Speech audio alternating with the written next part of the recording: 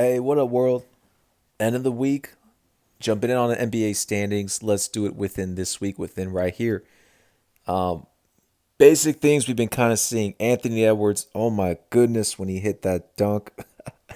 They gave him 4 points within that, but that was a poster jam. One of the highlights I kind of remembered. Terry Rozier with the game winner against the Golden State Warriors as Draymond Green had a technical foul that got him ejected within that game. Scary Terry back at it, averaging pretty much around over 30 points the last 5 games. The Charlotte Hornets have been on an upward momentum, as I've stated. Good things with LaMelo Ball as well. He's going to be Rookie of the Year, and I've always been highly on LaMelo Ball ever since before he got drafted in the Charlotte Hornets organization. I'm glad that he's flourishing, even better than I kind of expected. So kudos to them. What else has been going on in the NBA? Let me think.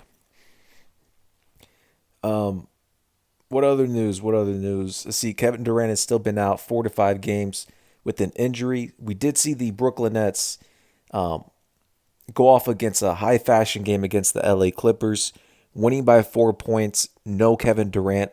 But that's a good trend. That's a very good note if you're the Brooklyn Nets, as you had James Harden pull up 37 points that game. Him and Kyrie Irving took down the healthy and completed LA Clippers. And the Clippers were at home, which really with no fans, it doesn't really equate to home advantage, but you know what I'm talking about. The Brooklyn Nets are in a great situation. If they ever do go against the LA Clippers in the NBA Finals, the Brooklyn Nets will win that series in 6 games. I'll repeat myself. The Brooklyn Nets have an advantage over the LA Clippers. Now, even though I fully expect the LA Lakers to represent the Western Conference, I'm not going to lie, I would love to see a Brooklyn Nets and LA Clippers NBA Finals. That would be an underrated and nasty NBA Finals in a good way. In a good way. Um, if any other NBA news this past week kind of covers my head, I'll bring it back up. But let's jump into the NBA standings and power rankings as of so far. Number one, we'll jump into the Eastern Conference this time. The Philadelphia 76ers are still sitting at the number one record in the Eastern Conference. Joel Embiid did come across a 50-point outing this week. He is number one in MVP voting, and as he should be, he's number one on the power rankings of being the leader in MVP awards. So I still have Joel Embiid as of right now. Nothing's really crossed my mind. Um, and that 50-point performance, solidifies it, of course, on his tour this season. The Brooklyn Nets at a 20-12 record, they're getting things situated. You did bring in Iman Shumpert last week. This week, you were able to bring in Andre Robertson from the Oklahoma City Thunder that used to be in the league around 2 seasons ago. You do have they're calling it the Brooklyn Thunder now because you got Andre Robertson, Kevin Durant, James Harden, and then you have the other cat as well, and then Jeff Green, which is funny. But no, that was a good pickup. Even though he's not the best shooter from outside, he's still a defensive presence and a veteran they need on their team. So I like the pickup. I like it.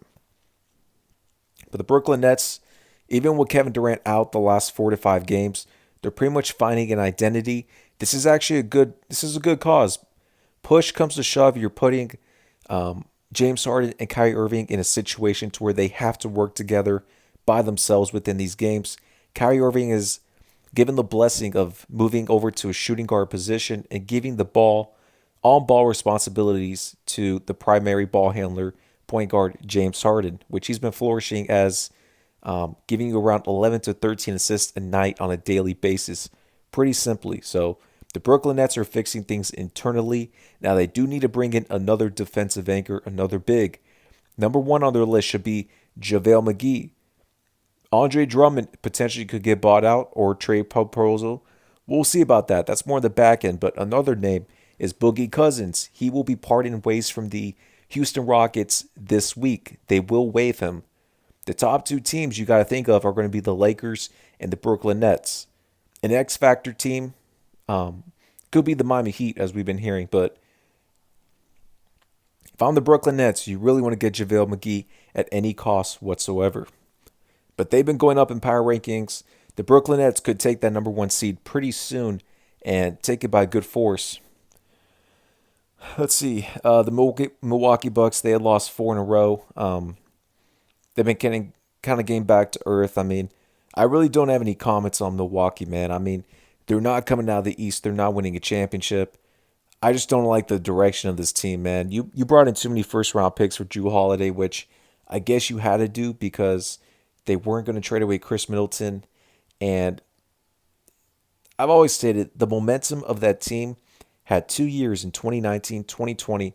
I've always said in 2020, 21, within this season, it would go on a downtrend. As what we're seeing, Brooke Lopez is getting older.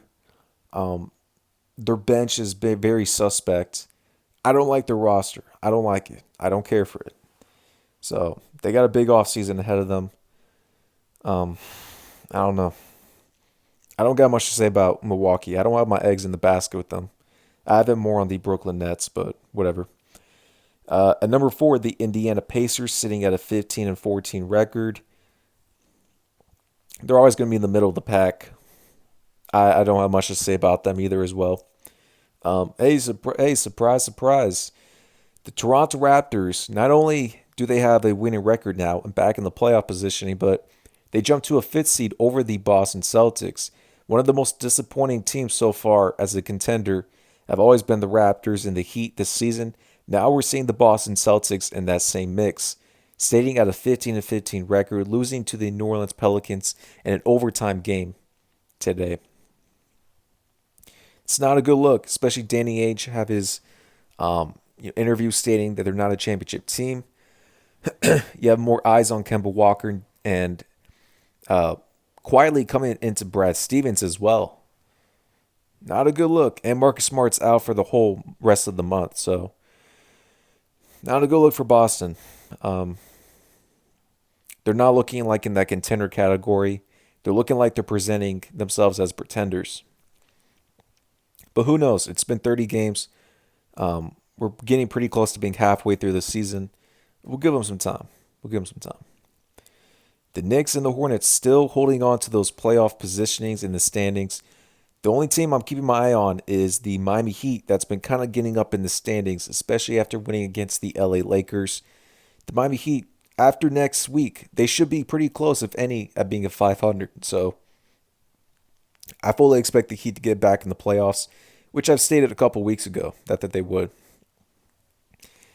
Disappointment is the Atlanta Hawks, 13-17 record. That's not going to get it done with.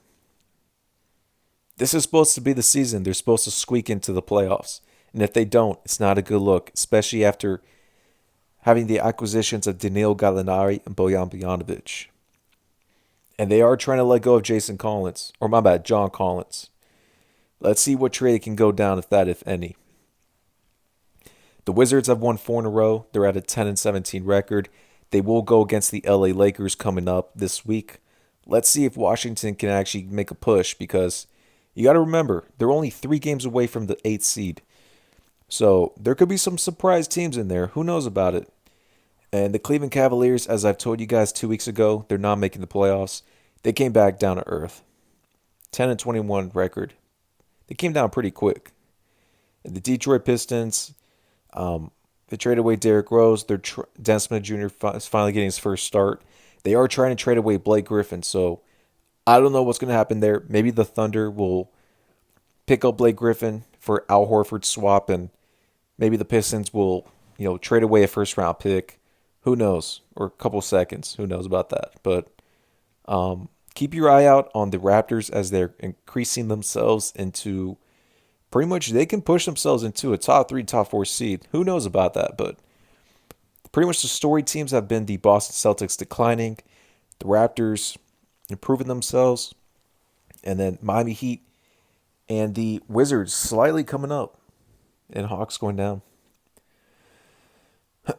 All right, over in the Western Conference, the Utah Jazz are still sitting at the number 1 seed at a 24-6 record. They finally took an L a couple of days ago. The Lakers do have Anthony Davis, who's going to be out for 4 weeks straight. So we're going to see the LeBron MVP tour. Let's see if they can crank it up and generate some more wins and more 30-point out nightings. The Clippers did lose to the Brooklyn Nets within that dynamic game. Um, I got my eye on the Lakers if they're going to go up and down into the rankings, and if it's going to be significant or not. A lot of pressure is going to be on LeBron James and that responsibility. He can get it done with, but you're really going to ask a lot more for Kyle Kuzma and Dennis Schroeder on the offensive side. They need to be consistent. They need to. Let's see with Phoenix. Um, they've been doing their thing. Devin Booker hitting some clutch shots. Chris Paul's been elevating his game this week. Chris Paul is in that situation to now where he is going to be a bubble all-star. He could potentially get in. Do I think he will end up?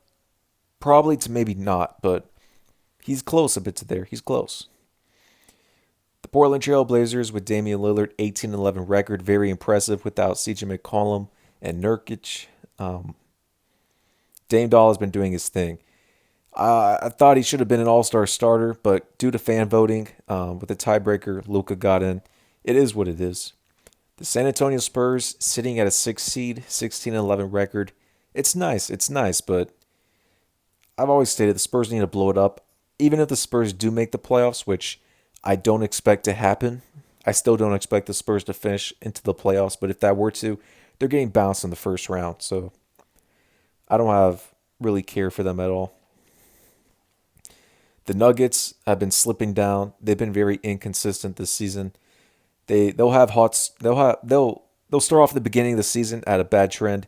They'll have a hot start to a week and then come back to earth and go back and forth. So the Nuggets at a 7 seed, that's not a good look. It's not a good look, but Jamal Murray did have a 51-point night outing, so kudos to him. The Warriors are at an 8 seed. They always go back and forth. The Warriors really need Klay Thompson back. That's not happening this season, but besides from that, who knows if the Warriors... the Warriors need another trade. They need another offensive scorer out there with Curry. But, I don't know. I think they'll probably keep the team as it is. The Grizzlies, they'll always be competitive, but I never really have my eggs in the basket for them. The Dallas Mavericks, 13-15, they got to pick it up, man. They got to pick it up quick for Luka. And there is some rumblings out there about Rick Carlisle. They'll probably wait till the end of the season since he's buddy with Mark Cuban, the owner. But I don't know. Keep your eye out on Rick Carlisle because he may be out of there soon. Who knows about that? Maybe even with Kristaps Porzingis. I've been hearing that with Mavs fans, but I don't know. Let's see, the Pelicans got a clutch win here today, but still at a 13-17 record. They got to pick it up. See, the Kings going down. Thunder, Rockets, Timberwolves. Timberwolves just fired their head coach. They've always been at the bottom. Yeah, nothing too much on the West. Been pretty consistent there. The East has pretty much made some more moves, but yeah, this is pretty much my thoughts on both the East, West, and news. Now, definitely the next 2 weeks, we'll see more of a shift. But besides from that, until next week, we'll cover that.